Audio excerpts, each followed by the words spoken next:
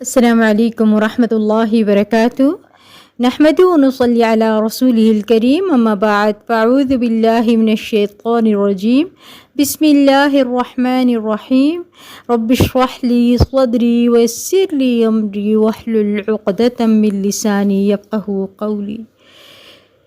عزیز ساتھیو، آج اللہ کے حکم کے ساتھ الحمدللہ آخری عشرے میں داخل ہو چکے ہیں۔ آج کی رات پہلی طاق رات ہے۔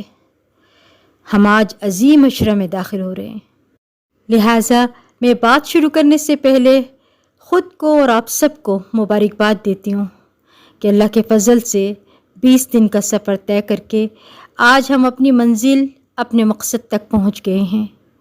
ہمارے 20 دن کے روزے، 20 راتوں کا قیام، اب جا کر معلوم ہوگا کہ ہم نے کیا کیا ان 20 دنوں میں۔ دراصل ہم خود کو اس عشرے کے قابل بنا رہے تھے، ہم خود کو اس منزل تک پہنچنے کے لیے خود کو تیار کر رہے تھے۔ اللہ تعالیٰ سے دعا ہے کہ وہ ہمیں اس عشرے میں قیام کرنے کی توفیق عطا فرمائے اور لیلۃ القدر کی رحمتوں اور برکتوں سے مالا مال کر دے، آمین۔ آج پہلی طاق رات ہے۔ اللہ فرماتے ہیں اِنَّا أَنزَلْنَاهُ فِي لَيْلَةِ الْقَدْرِ وَمَا أَدْرَاكَ مَا لَيْلَةُ الْقَدْرِ۔ اللہ سبحانہ و تعالیٰ فرماتے ہیں کہ تمہیں کیا معلوم کہ کیا ہے یہ لیلۃ القدر؟ یہ وہ عظیم رات ہے جس میں اللہ کا کلام نازل ہوا۔ اللہ فرماتے ہیں کہ وَمَا أَدْرَاكَ مَا لَيْلَةُ الْقَدْرِ، تمہیں کیا معلوم یہ کیا ہے لیلۃ القدر؟ لیلۃ القدر خیر من الف شہر، یہ رات 1000 مہینوں سے بہتر ہے، یعنی 1000 مہینوں کی عبادات سے بہتر ہے۔ سبحان اللہ، ایک رات کی عبادت کا ثواب 84 سال کی عبادت سے بہتر ہے۔ آج کل تقریباً 10 گھنٹوں کی یہ رات ہے۔ سوچے ذرا، اللہ سبحانہ تعالیٰ کی شان کتنی بلند ہے کہ اس کی رحمت اور اس کی سخاوت کے تو کیا ہی کہنے۔ سبحان اللہ، ہم ان 10 گھنٹوں کی عبادت کریں تو وہ ہمیں 84 سال کا اجر عطا فرمائے گا۔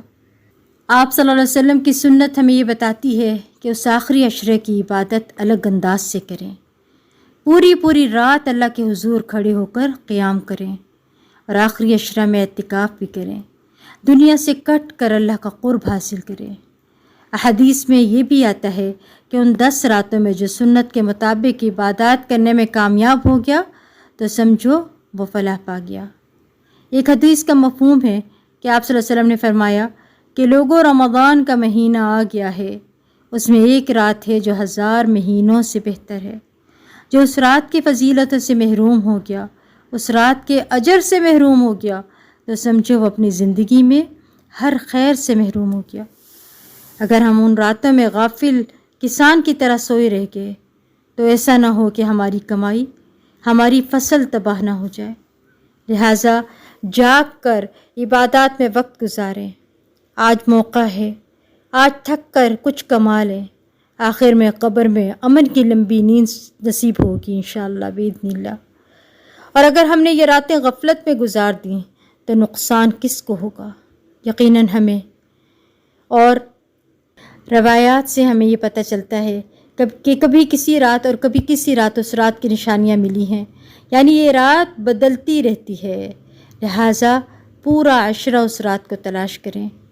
ان راتوں میں قیام کے علاوہ تسبیحات کریں، اللہ کا ذکر کثرت سے کریں، توبہ و استغفار کریں اور سب سے بڑھ کر اللہ کی بڑائی بیان کریں۔ سبحان اللہ والحمد للہ ولا الہ الا اللہ واللہ اکبر، اور اپنی عاجزی کا اظہار کریں۔ پھر فرمایا تنزل الملائکۃ والروح فیہا، اس رات فرشتوں کا نزول ہوتا ہے۔ حضرت جبرائیل علیہ السلام بنفس نفیس خود نازل ہوں گے۔ حضرت جبرائیل علیہ السلام دین لے کر نازل ہوئے ہیں۔ سوچیں ذرا کہ جب وہ آئیں گے اور ہمیں قیام میں صفیں باندھ کر کھڑا پائیں گے، اللہ کی رضا حاصل کرنے کے لیے کس طرح صف بستہ کھڑے ہیں تو کتنی خوشی ہوگی۔ اور مفسرین یہ بتاتے ہیں کہ بے حساب فرشتے نازل ہوتے ہیں، یعنی اس زمین پر انسان، جن اور فرشتے سب جمع ہو جاتے ہیں۔ اتنا رش، سبحان اللہ، کیسا منظر ہوگا اس زمین کا لیلۃ القدر کو۔ اور فرشتے نازل ہوتے ہیں ہماری تقدیروں کے فیصلے لے کر۔ روایات میں آتا ہے کہ اللہ تعالیٰ فرشتوں کے سامنے فخر سے کہتے ہیں کہ دیکھو میرے بندے کس طرح میرے سامنے ہاتھ باندھے کھڑے ہیں، دیکھو میرے بندے میرے سامنے سر جھکائے کھڑے ہیں، میری حمد اور بڑائی بیان کر رہے ہیں۔ پھر فرمایا تنزل الملائکۃ والروح۔ مفسرین کہتے ہیں کہ فرشتے سب ایک ساتھ نازل نہیں ہوتے، بلکہ فوج در فوج ساری رات نازل ہوتے ہیں فجر تک۔ تنزل الملائکۃ والروح فیہا من کل امر سلام ہی حتی مطلع الفجر۔ اب سوال یہ ہے کہ اس رات میں عبادت کی اتنی زیادہ فضیلت کیوں ہے؟ بات یہ ہے کہ رات صرف امت محمد صلی اللہ علیہ وسلم کو دی گئی ہے، اس سے پہلے کسی امت کو نہیں دی گئی۔ مفسرین کہتے ہیں کیونکہ اس امت کی عمریں نسبتاً دوسری امتوں سے چھوٹی تھیں، اور آپ صلی اللہ علیہ وسلم کو اس بات کی فکر تھی کہ ان کے پاس اتنا عمل نہیں ہوگا جتنی پہلی امتوں کے پاس تھا، لہٰذا بطور انعام اس امت کو یہ رات دی ہے تاکہ ایک رات عبادات کرنے سے 84 سال کا اجر کما لیں۔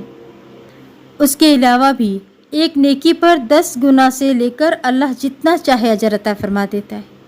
آج کی اس رات سے لے کر رمضان کی آخری رات تک ایسی عبادت کریے گا کہ گویا میں رب کے دروازے پر اس کے حضور کھڑی ہوں، میں اپنے رب کو راضی کرنے اور اپنی غلطیوں کا اعتراف کرنے کے لیے کھڑی ہوں، میں اپنے رب کے سامنے اس کی تعریف کر رہی ہوں اور اس سے دنیا اور آخرت کی خیر و بھلائیاں مانگ رہی ہوں۔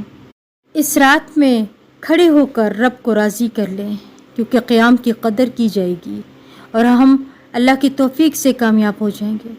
اور جو بہنیں اور بچیاں جو پیریڈز کی وجہ سے قیام نہیں کر رہی ہیں وہ بھی پریشان نہ ہوں، بلکہ اللہ کا ذکر کریں، باوضو رہیں اور سجدے میں جا کر اللہ سبحانہ تعالیٰ کے حضور دعائیں کریں اور اللہ سے کہیں کہ یا اللہ ہمیں تو اجر سے محروم نہ رکھنا، یا رب العالمین تو ہمیں توفیق دیے رکھ کہ ہم تیری عبادات کر سکیں، اپنے ذکر و اذکار کریں۔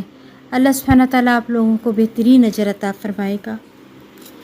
اس رات میں سب کچھ مانگ لے جو مانگنا ہے، کیونکہ اس رات میں ہی تقدیر کے فیصلے ہوتے ہیں۔ کسی نے حج کرنا ہے، کسی نے شادی کرنی ہے، کسی کو رزق دینا ہے، یعنی روزگار کا ملنا، اس رات میں ہر چیز کا فیصلہ ہوتا ہے۔ ہمارے کرنے کا کام کیا ہے کہ ہم خشوع اور خضوع کے ساتھ عبادات کریں اور تڑپ کر کہیں کہ لبیک میرے اللہ، میں حاضر، میں تیرے در پر آئی ہوں، گناہوں کو بوجھ لے کر اپنی بے بسی اور لاچاری کا اظہار کرنے، تو میرا رات کو کھڑا ہونا اور دن میں روزہ رکھنا قبول فرما لے۔ یا اللہ میں ساری دنیا کو چھوڑ کر تجھے راضی کرنے آئی ہوں، غفلتوں کو چھوڑ کر آئی ہوں، تو میرا آنا قبول فرما لے۔ اللہ بڑا مہربان ہے، اپنے بندوں کا قدردان ہے، ہماری دعائیں ضرور قبول فرمائے گا۔ پیاری بہنوں، کیا 365 دنوں میں سے ہم 10 راتیں بھی اللہ کے لیے نہیں نکال سکتے؟ یہ بہت عظیم اور قیمتی دن ہیں اور قیمتی راتیں ہیں، اس سے فائدہ اٹھائیں اور کثرت سے اپنی غلطیوں کا اعتراف کر کے اور اس کی بڑائی بیان کریں اور ہر ایک کے لیے دعائیں کریں، دعاؤں میں بخل نہ کریے گا۔ اور اگر تھک جائیں تو تھوڑی دیر کو لیٹ بھی جائیے گا، تھوڑا آرام بھی کر لیجیے گا، مگر لمبی نیند نہ سوئیے گا۔ ان لمحوں سے بھرپور فائدہ اٹھا لیں۔ اللہ نے چاہا تو قبر میں جا کر پھر سکون کی نیند سوئیں گے، اسی کی تیاری کر لیں ہم ان دنوں میں۔ اللہ سبحانہ تعالیٰ سے دعا ہے کہ اللہ تعالیٰ ہمیں توفیق عطا فرمائے کہ ہم احسن طریقے کے ساتھ اس کی عبادات کو بجا لائیں اور اللہ بہترین انداز کے ساتھ ہم سے قیام و صیام قبول فرما لے۔ آمین ثم آمین۔ وآخر دعوانا ان الحمد للہ رب العالمین۔ سبحانک اللہم بحمدک نشہد ان لا الہ الا انت نستغفرک ونتوب الیک۔ السلام علیکم ورحمۃ اللہ وبرکاتہ۔